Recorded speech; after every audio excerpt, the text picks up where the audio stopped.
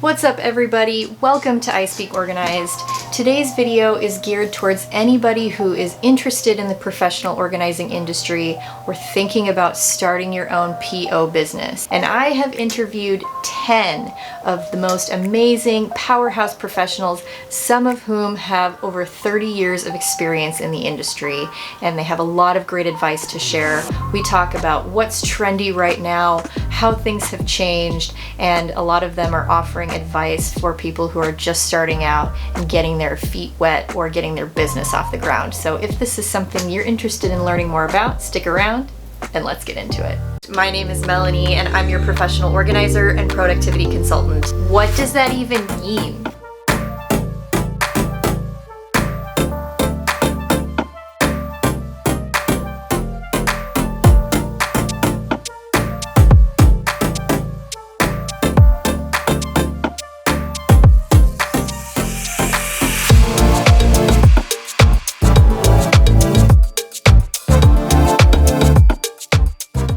What's up, Speaker Fam? Welcome back. If you're new to my channel, my name is Melanie and I'm your professional organizer and productivity consultant. I help hardworking families and professionals find form in their space and purpose for every phase of life.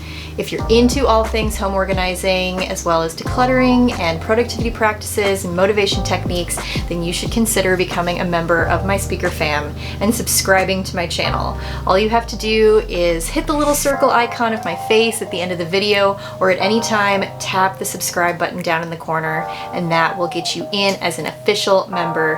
And as always, I am honored to have you on board. As I've mentioned before, my channel is an absolute labor of love that I do in my spare time between running my business and running around after my two tiny children. So show me some love, hit the thumbs up, and tap the little notification bell so that you never miss another opportunity to learn something new about home organizing. All right, so we're gonna dive in. I have my computer here with all of the notes from my blog post that I'm in the middle of writing that should be up when you're seeing this video. They actually should be up at the same time. So I'll be sure to link it in the description below so you can check out the full article for yourself. I've also included links to all 10 of the ladies who were kind enough to give me all of their advice and information on the organizing industry. And that way you can follow them on social media, you can check out their blogs and their websites and be inspired, and maybe get in touch with them and get some advice of your own.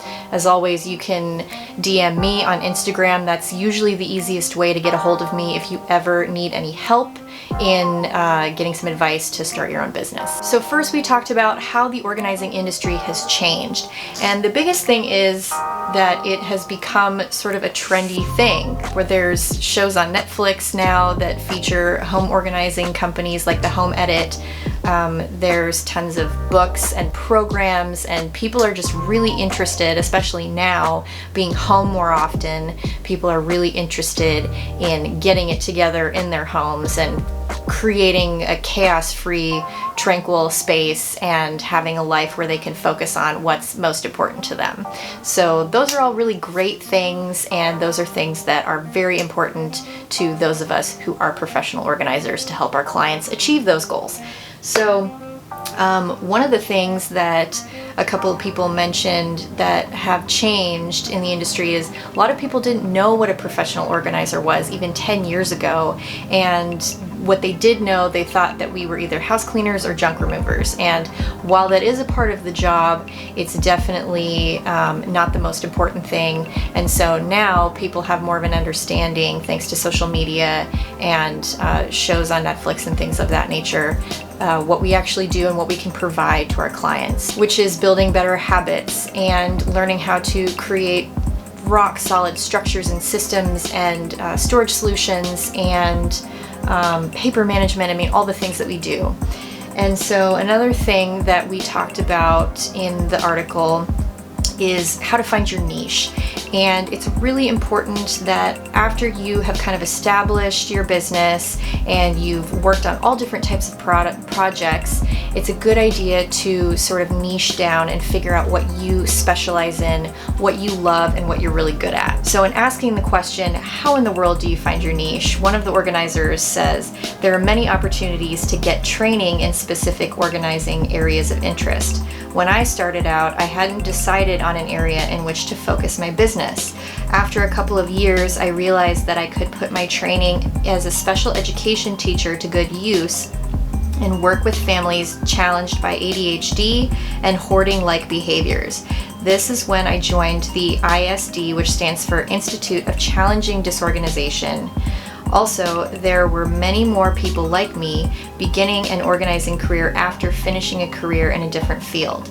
Now, there are many young organizers joining ICD and choosing to work as a professional organizer as a first career.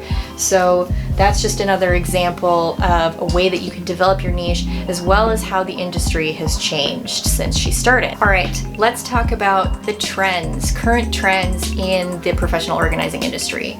And one theme that emerged when I was interviewing people was the importance of using social media as a marketing tool for your business.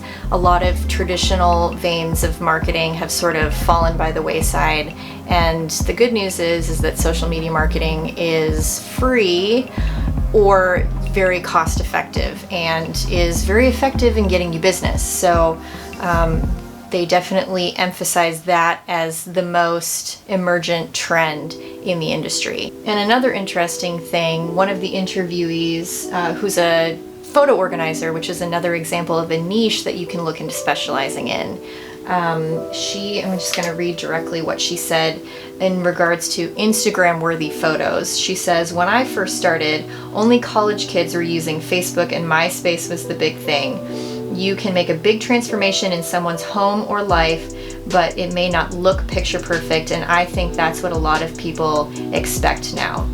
And that is very true. The Container Store aesthetic, particularly on platforms like Instagram and TikTok, are what make people the most excited. So what I try to do personally in my business is to use those platforms as a way to create content that's really inspiring for clients, but not necessarily what I'm going to be executing on a day-to-day basis with a client's session.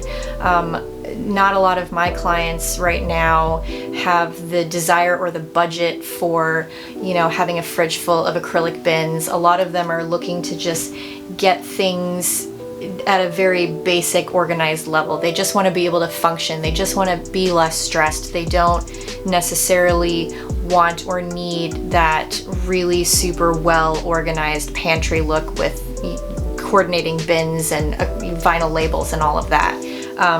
Obviously, if a client wants that, that is something that you can offer, and you can gear your business towards those types of clients. But when you're first starting out, you can use your own home or a friend or a family member and do those projects and use them as a sort of portfolio to inspire your clients, but know that a lot of your work is really going to be more psychological in helping them develop better habits and just helping them come to a base level of functionality and organization in their home. Now we're going to answer your burning questions. I have asked the experts for their best advice for anyone looking to enter in the professional organizing industry or start their own business as a PO. Sabrina, who is the owner of Sabrina's Organizing and Admin Services, who has been in business for 27 years. She says, try to do all different home organizing areas for a year or two. Don't turn anyone away.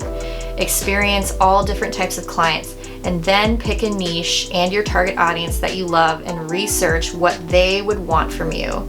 It'll help you determine your marketing plan to use for social media and other marketing outlets. And Julie, who is a certified professional organizer through NAPO and owner of Best Results Organizing, encourages people that are interested in a career to consider education and training very carefully. She says, invest your time and effort into learning and education. through NAPO especially, to understand that our profession is not just about moving stuff around, but actually about the psychological and other needs of our clients.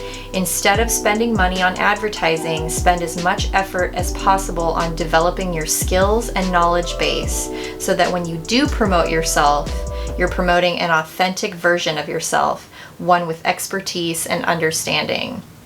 Now, this is definitely a very haughtily debated topic in the professional organizing world, and it's a question that I see come up a lot, and a lot of people ask me, do you need to be certified in order to be a professional organizer? And the short answer is no, you don't. A lot of clients won't ask you or even know that a certification is available for our profession. However, I find that because you're a solopreneur, a lot of times, especially if you're starting your own business, you're working by yourself, and it can be very isolating if you don't reach out and find a community to bounce ideas off of, to get advice from, or to learn from different techniques and tactics that we all can learn from each other. And so joining an organization, becoming certified eventually, is a great way to have that network. As if you worked for a big company and you have coworkers, the people in the network are like your coworkers. And sometimes you can pair up and work on gigs together. You can build a referral network if somebody knows that you are better at doing academic organizing, or you know somebody that needs a photo organizer and that's not your thing. If you have that network, then you can team up and refer each other to clients that are within your specific niche. Also, having the education aspect, I totally agree with Julie, is such an invaluable thing. And you kind of can get set in your ways of how you like to do certain things. Technology can change, storage solutions can change, trends can change, all of these different variables. And having your finger on the pulse by being a part of an organization like NAPO, where you have access to those lectures and classes and experts that can tell you sort of what's coming up in the industry, what's hot, what's different, what's changing. I feel like that is really important to be able to have that at your disposal and engage in those conversations and those classes so that you're constantly learning and growing and being able to adapt your business as you continue to be in the industry. Be sure to check out the blog post. I have it listed in the description below, and at the very bottom of the post I've included the full interviews of all 10 of these organizers, and seriously, the interviews are like 5 questions each. They're really short but super useful information from all of them. And these ladies work all over North America. I am so grateful. Thank you so much for allowing me to pick your brain and provide my subscribers and viewers with your wonderful wisdom. Thank you all so much for being here. I really appreciate you watching this video. Again, if you got value out of this, please consider subscribing to my channel. Give me a thumbs up, engage and comment, and get in touch with me via Instagram if you ever have questions. And I will see you guys in the next video. Bye.